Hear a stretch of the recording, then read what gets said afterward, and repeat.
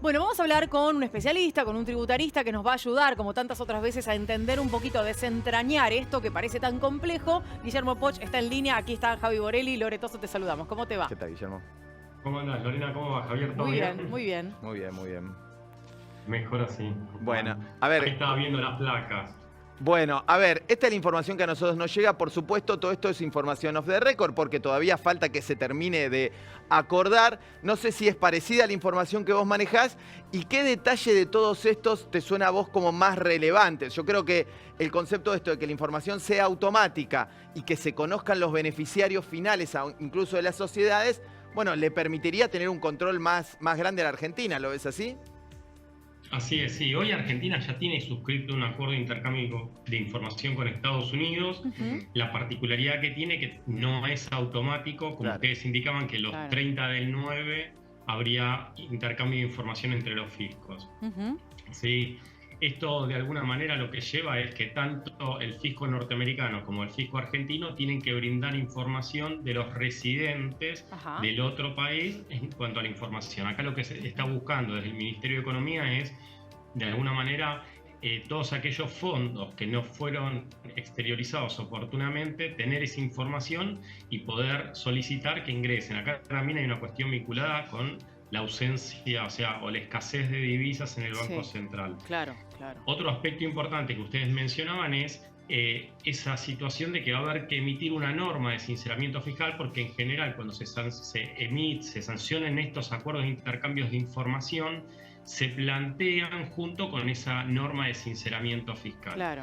Y otra cuestión importante. Nosotros lo llamamos más burdamente blanqueo de capitales o blanqueo de dinero, ¿no? Nosotros lo decíamos porque se venía hablando desde el gobierno nacional que podía haber una etapa nueva. Puede tener que ver con esto y ser coincidente, entonces. Sí, y lo mismo que pasó en el gobierno de Macri cuando se instauró el blanqueo anterior, así la gente lo entiende, la audiencia lo entiende, es siempre que vos estás en un contexto de un cepo cambiario, después cuando querés salir de ese cepo cambiario también tenés que ir a un esquema de sinceramiento fiscal. Acá la Argentina ya tiene un recorrido, un punto a tener en cuenta es que Argentina hace poco, en el 2016, planteó bajo ciertas reglas de juego y después las modificó. Eso para mí va a jugar en contra en un futuro sinceramiento fiscal, un próximo blanqueo, pero es cierto de que lo tiene que sancionar igual si quiere ir a este esquema de intercambio de información automático con Estados Unidos. Bien.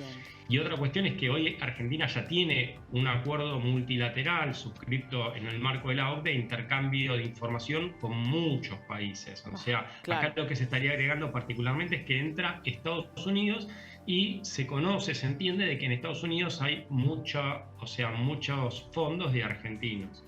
En este sentido, Guillermo, el hecho de que estemos hablando hoy, ¿no? Que todavía no ha empezado diciembre formalmente, estamos casi en el límite, pero que se anuncie que va a entrar en vigencia en enero 2023. ¿Da margen para que quienes no tienen fondos declarados en esa zona los muevan a otro lugar? ¿Te parece que esto puede ir en desmedro de lo que la Argentina llegue a recaudar finalmente? Ahí tenés, como ustedes dijeron, la alternativa de pensar en un sinceramiento fiscal y que de alguna manera es algo económico para resolver una situación de no declaración o de ciertos activos en el exterior. O sea, en general los sinceramientos son económicos. Y después la gente, si quisiera moverlos a otra jurisdicción, lo que hay que tener presente es que también, como te decía antes, ya muchos países y hay muchos paraísos que antes eran paraísos fiscales, hoy están brindando información. Cada vez el mundo se está haciendo mucho más transparente en cuanto a la información fiscal. Entonces, de alguna manera, lo que se puede llamar fondos negros, la verdad, van quedando pocos países como para ocultarlos. Ahora, te pregunto, más o menos en la misma línea de lo de Javi, pero parándonos en la otra vereda. Digo, ¿ha servido para entusiasmar / amedrentar a alguien que tiene sus fondos afuera la posibilidad de tener estas herramientas para blanquear ese dinero y además saber que si los tenés y no los declaraste, probablemente vaya el fisco, te cobre impuestos y termines expuesto? Sí, si el fisco se hace en información cierta y los detecta, ahí hay un ajuste en cuanto a las determinaciones y tenés además hay multas e intereses resarcitorios. Y ahí también hay veces que sucede de que no solo es por cuestiones muchas veces fiscales, el ocultamiento de patrimonio, sino a veces también suceden otras cuestiones que pueden ser hasta a veces personales. Entonces no siempre es endiguable por una cuestión vinculada a una omisión de gravamen, sino también puede haber otros motivos también. Claro. Guillermo, yo no sé si este tema lo manejás, pero hay en Argentina, sobre todo en los últimos años, ha crecido mucho las personas que han empezado a trabajar para afuera y para evitar ingresar la divisa extranjera a la Argentina, han abierto cuentas virtuales que muchas de ellas están radicadas, por ejemplo, en Estados Unidos. Estamos hablando, por supuesto, de valores mucho más bajos que lo que uno se imagina que tienen los grandes jugadores de divisas en la Argentina, pero que seguramente estén atentos a este tipo de información. ¿Vos crees que esos bancos virtuales, como se les conoce, digamos que no te piden la residencia en el país y demás, pueden estar también involucrados en esta medida? Si el fisco norteamericano tiene un régimen de información o te puede recabarlo, lo va a tener, pero hay que entender que no todas esas plataformas tienen asiento dentro de Estados Unidos.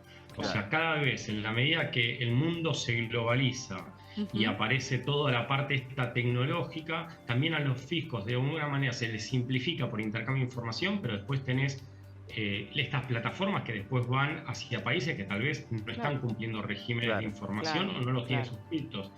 Entonces acá es como la casa, viste, del gato y el ratón. Acá sucede lo mismo en materia fiscal y de alguna manera toda esta evolución en la tecnología tiene sus pros y tiene sus contras en cuanto a la recaudación de tributos. Claro. Guillermo, te hago una última vinculada con cuestiones, como vos decías, que cada vez hay menos lugares a donde se puede ir a llevar ese dinero y mantenerlo en negro durante algún tiempo.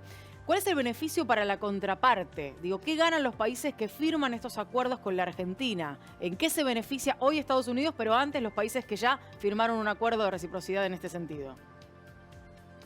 De alguna manera, si un país, o sea, el intercambio de información ayuda a ambos países, porque también Estados Unidos está deseoso de saber si hay plata de norteamericanos en la Argentina que no esté declarada en Estados Unidos. O sea, es una cuestión de que los fiscos, todos los estados cada vez necesitan más fondos para solventar las cuestiones sociales. Los países cada vez tienen mayores costos en el ámbito, o sea, de lo que son los estados. Entonces están como celosos que no se les vayan a otras jurisdicciones. Entonces, de alguna manera, es útil para ambas partes. Estados Unidos también de firmarlos porque estaría deseoso de saber si hay fondos de residentes norteamericanos en la Argentina. Claro, seguramente a quien le interese esto también es al FMI porque está interesado en que la Argentina pueda recaudar más dinero y devolverle la plata que le debe también. Ni hablar. Pero bueno, de todo esto seguramente, Guillermo, estemos hablando en otra oportunidad. Te agradecemos mucho por la comunicación, siempre muy claro. Gracias, un abrazo. Por favor, muchas gracias y a disposición.